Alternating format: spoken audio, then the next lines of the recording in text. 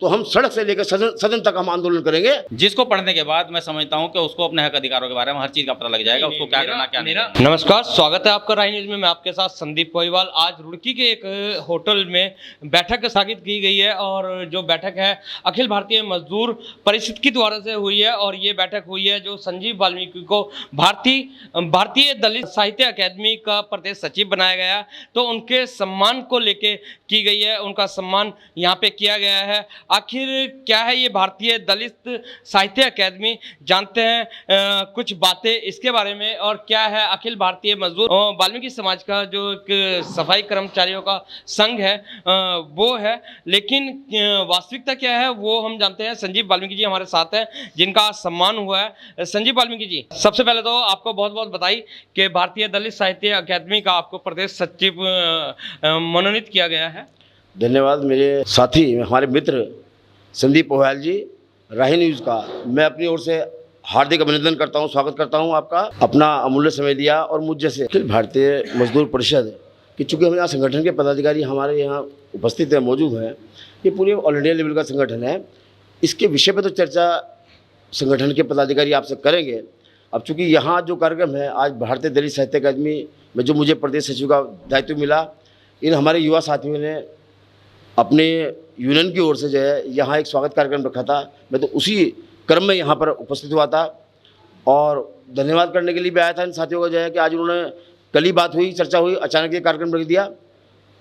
और जो आपका सवाल था कि भाई ये अखिल भारतीय विकास परिषद जो है, जो सफाई कर्मचारियों का कामगार संगठन है, ये किस तरह काम कर रहा है, तो हमारे किसी जो साथी यहाँ पर उपस्थित है इस पर चर्चा तो हम उनसे कर लेंगे।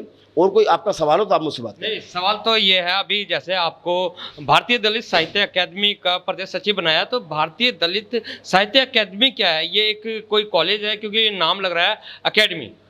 भारतीय दलित साहित्य अकादमी ये लगभग 46 साल से, मास्टर जी, लगभग 46 साल से ये संगठन पूरे देश में और विदेश में ये तमाम दलितों पे जो है एक शोध करता है, एक काम कर रहा है, और जिसमें समूचा हमारे उत्तराखंड में भी जो है काफ़ी समय से सक्रिय है। और मैं भी लगभग जो है 24 साल से जो है इस उत्तराखंड में जो है, मैं चूँकि ये यूपी में थे, वो तब से यहाँ से काम करता चला आ रहा।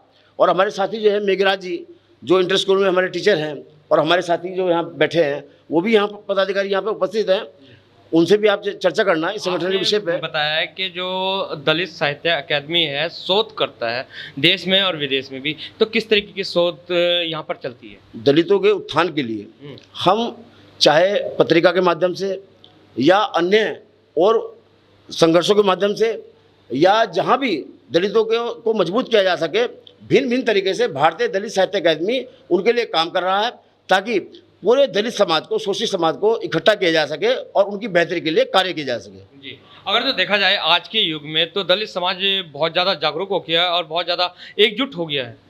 एकजुट है संदीप जी, अभी और बहुत ज़्यादा जो है आप देख रहे हैं आज पूरे देश में, देश की हालत क्या है आप देख रहे हैं कि आरक्षण को जो है किस तरह से एक कुचक्र रचा जा रहा है, कि बाबा साहब के संविधान पे किस तरह से कुठाघात करने का प्रयास किया जा रहा है।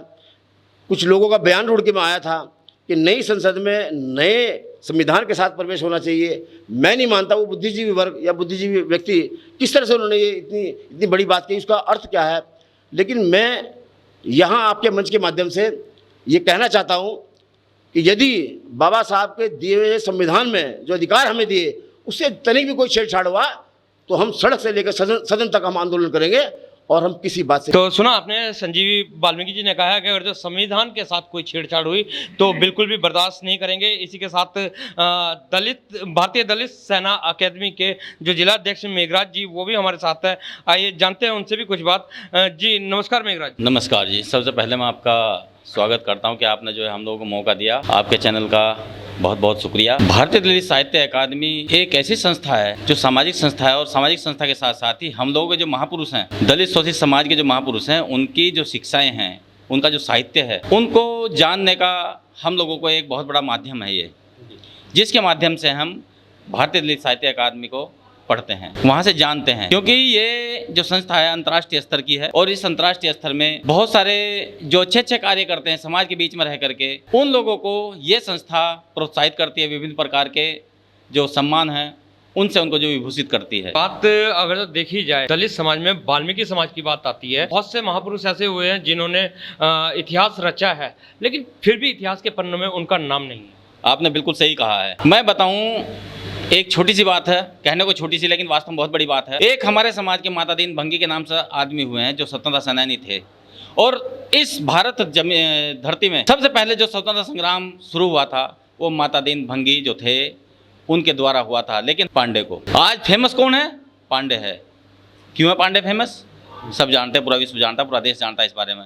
और माता दीन भंगी का नाम आज कोई नहीं लेता, केवल हम लोग लेते हैं। क्यों लेते हैं? क्योंकि वो हम लोगों के प्रेरणा स्रोत हैं। हम लोग जानते हैं उनके बारे में, केवल वो जानते हैं जिन्होंने इतिहास को पढ़ा है, जिन्होंने अपने महापुरुषों को पढ़ा है, वो उनके बारे में जानते हैं कि उनका स्वतंत्र संग्राम में सबसे पहला जिन्होंने अपने प्राणों को जो बलिदान दिया था वो केवल और केवल इसी समाज के व्यक्ति थे, माता दीन के नाम से। लेकिन आज इतिहास के पन्नों में उनका नाम नहीं है। क्यों नहीं नाम है? क्योंकि ये देश किसका है और कौन इसको चला रहा है, मुझे इसको कहने की ज़रूरत नहीं है, ये सब जानते हैं इस बारे में। नहीं तो आपके बताए अनुसार माता दीन भंगी जो थे इतिहास में पहले स्वतंत्रता सेनानी है, लेकिन फिर भी गायब कर दिया गया। क्या मुख्य कारण बने? क्या समाज को बढ़ावा ना मिले इस वजह से, या समाज ऊपर ना उठ जाए इस वजह से? देखिए, समाज का इसमें कोई रोल नहीं है। समाज को बढ़ावा मिलना ना मिलना एक अलग मैटर है।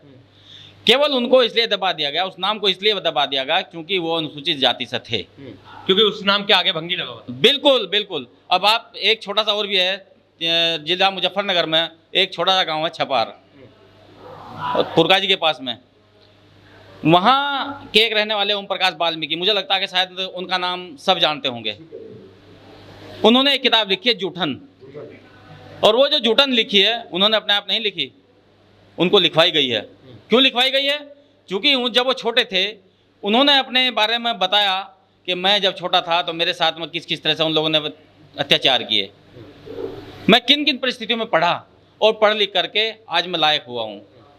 तो हम लोगों का जो समाज है ये दबा कुचला समाज है। हम लोगों को बढ़ने के लिए इतना आसान नहीं है। उनको बढ़ने के लिए किताबों का सहारा लेना पड़ेगा, अपने समाज को पढ़ना पड़ेगा, समाज के इतिहास को पढ़ना पड़ेगा। जब तक हम लोग अपने समाज के इतिहास को नहीं पढ़ेंगे, अपने महापुरुषों को नहीं पढ़ेंगे, तब तक हम लोग जो अपने बारे में, विकास के बारे में सोच भी नहीं सकते कि हम लोग का विकास हो सकता है। मेघराज जी, आप एक शिक्षक हैं, आप टीचर हैं, किस तरीके से बच्चों को, जैसे समाज के ही हैं, बच्चों को कौन सा वो इतिहास है जो पढ़ाया जाए कि हमारे समाज का इतिहास हो? क्योंकि इतिहास में अगर जो देखा जाए तो जो इतिहास है सभी जानते हैं। देखिए, इतिहास क्या है? जो इतिहास लिख दिया, मैं उस इतिहास के बारे में बात नहीं करूंगा, बल्कि मैं तो केवल एक छोटी सी बात कहूंगा कि आप लोग इतिहास को छोड़िए, केवल भारतीय संविधान को पढ़ लीजिए। भारतीय संविधान के अंदर वो चीज़ है जिसको पढ़ने के बाद मैं समझता हूं कि उसको अपने हक अधिकारों के बारे में हर चीज़ का पता लग जाएगा, उसको क्या करना क्या नहीं करना। मेरा जो मतलब है पूछने का, मेरा जो सवाल है कि इतिहास सबको पता है जो इतिहास है, लेकिन अगर जो बात करी जाए दलित समाजों का, कोई अलग से किताबें हैं, कौन सी वो किताबें हैं जो पढ़े जाए और जो एक भ्रांति फैली हुई है उसको दूर किया जाए? देखिए, हम लोग का जो इतिहास है पूरी तरह से छिपा हुआ है, उसको केवल और केवल हम लोग ही निकाल सकते हैं। आज के समय में अगर हम देखें तो हम लोग का जो इतिहास है वो इस तरह से उन्होंने रख रखा है कि उसको हम लोगों को निकालना भी इतना आसान नहीं है। हम लोग भी जो इधर उधर से अरेंज करते हैं, जो हम लोग के महापुरुष हैं, हम लोग जो राइटर्स हैं, जो कवि हैं, लेखक हैं, वो लिखे हुए हैं उनको, और उनकी किताबें जब हम लोग देखते हैं कि मार्केट में। सर, मेरा नाम नरेश गोगलिया है। हाँ जी। मैं अखिल भारतीय मजदूर परिषद संघ का नगर महासचिव प्रदेश कार्यकारिणी सदस्य हूँ। जी, आज आपने संजीव वाल्मीकि जी को प्रदेश सचिव बनने की जो एक सम्मान किया है, किस तरीके से देखते हैं कि समाज का जो समाज के लोग हैं वो आगे बढ़ रहे हैं? देखिए, इस वक्त मैं ज़्यादा नहीं कहकर थोड़ा ही बोलूँगा। इस वक्त जो देश में चल रहा है वो दलितों के लिए शोषण चल रहा है, ठीक है, और इनके जो हक अधिकार के लिए जो संविधान बना हुआ है उसको छेड़छाड़ की जा रही है। और हमारे समाज में जो सफाई कर्मचारी हैं और जो हमारे संगठन जो हमारा जो प्रदेश महासचिव बने हमारे संजीव वाल्मीकि जी, इनके साथ हमारा संगठन कंधे से कंधे मिला खड़ा है। और जो हमारे प्रदेश अध्यक्ष ने कहा, प्रदेश महासचिव ने कहा है कि सड़कों पर उतरना पड़ेगा, हमारे महासचिव ने तो कहा है, और हम इनका हाथ पकड़ के वादा करते हैं कि अगर संविधान में छेड़छाड़ की गई, ये समाज, दलित समाज, सड़कों पर उतरने में देर नहीं लगाने में, और हम वो करेंगे जो कभी किसी ने नहीं करा। अगर हम सफाई कर सकते हैं, एक गंदगी को साफ कर सकते हैं देश से, तो हम उन्हें गंदे लोगों को भी निकाल सकते हैं जो देश में हरकत कर रहे हैं, बस। लेकिन परिवर्तन अगर जो देखा जाए तो सबसे ज्यादा दलित समाज ने ही करा था। तो देखो, ठीक, मैं संजीव भाई का अभिनंदन करता हूँ। मेरा जो भाई ने बोला, नरेश भाई ने, गोगलिया जी ने, इन्होंने सही बोला। हम समाज के साथ है तो समाज के साथ रहेंगे। अब तक तो मैं समाज के साथ रहा हूँ। युवा जो देखने को मिल रहे हैं यहाँ पे, क्योंकि कहा जाता है युवा देश की रीढ़ की हड्डी है, जैसे कि हम बार बार बोलते हैं कि युवा बढ़ेगा तो देश भी बढ़ेगा। लेकिन आज पता नहीं क्यों दलित को ऐसा लग रहा है कि संविधान के साथ छेड़खानी हो सकती है। तो इस चीज को रोकने के लिए दलित समाज जो है एकजुट हो चुका है। तो जानते हैं, सबसे पहले भाई साहब आपका नाम? मेरा नाम सन्नी है जी। जो सम्मान किया, क्या समाज को एकजुट करने के लिए सम्मान किया है या क्या देख रहे हैं आप संजीव वाल्मीकि में? देखिए, हमारा जो संगठन है अखिल भारतीय मजदूर परिषद, ये कर्मचारियों के हित में काम करता है। ये किसी भी स्तर पे किसी भी कर्मचारी का शोषण नहीं होने देगा। इसकी हमने सभी पदाधिकारियों ने शपथ ली हुई है, चाहे वो छोटा कर्मचारी हो चाहे वो बड़ा कर्मचारी हो। इसी क्रम में हमारा जो समाज है, समाज में भी बहुत स्तर से काम करने की ज़रूरत है। और उसी श्रृंखला में हमारे संजीव वाल्मीकि जी जो हैं, बहुत ही उत्तराखंड में बहुत अच्छा कार्य कर रहे हैं, जिसको दृष्टिगत दलित साहित्य अकादमी द्वारा प्रदेश सचिव का पद दिया गया है, जिस पर ये पुरजोर मेहनत से अपने समाज को अग्रिम भूमिका बताएंगे। और जैसा भी ये हमें निर्देश देंगे, चाहे वो किसी भी स्तर का आंदोलन हो, उसमें हम इनके साथ कंधे से कंधा मिलाकर खड़े हैं और आशा करते हैं कि संजीव भाई का हमें सानिध्य मिलता रहे। और इसी बात को लेकर हम कर्मचारियों के लिए भी लड़ेंगे और समाज के मुद्दों पे भी लड़ेंगे। अगर बात की जाए समाज की और खास तौर से वाल्मीकि समाज की, तो देखने को मिलता है कि एकजुटता नहीं है। तो जैसे भारतीय दलित अकादमी और अखिल भारतीय परिषद किस तरीके से समाज को एकजुट करेंगे? हमारे समाज में कुछ लोग ऐसे हैं जो अलग थलग हैं, बाकी पूरा समाज एकजुट है।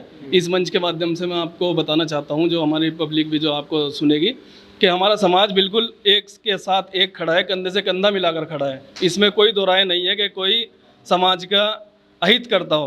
सब समाज के हित में ही खड़े हैं, चाहे वो बच्चा हो, बूढ़ा हो, जवान हो, किसी भी स्तर से हो। जी, बहुत बहुत धन्यवाद। तो ये थे हमारे साथ सन्नी भाई जी, एक भाई और भी हैं। क्या कहना चाहेंगे भाई जी आप? जी, मैं विजेंद्र बहुत, अखिल भारतीय मजदूर परिषद से वरिष्ठ उपाध्यक्ष। सबसे पहले तो मैं भाई संजीव वाल्मीकि जी को अखिल भारतीय अकादमी जी का प्रदेश सचिव बनने पर बधाई देता हूँ, शुभकामनाएं। और अखिल भारतीय मजदूर परिषद पहले भी लड़ाई लड़ता रहा है कर्मचारियों की, आगे भी लड़ता रहा है। अभी आपने पीछे देखा होगा 15 दिन का एक आंदोलन चला, जिसमें कर्मचारियों को मानदेय को लेकर लड़ाई लड़ी गई थी।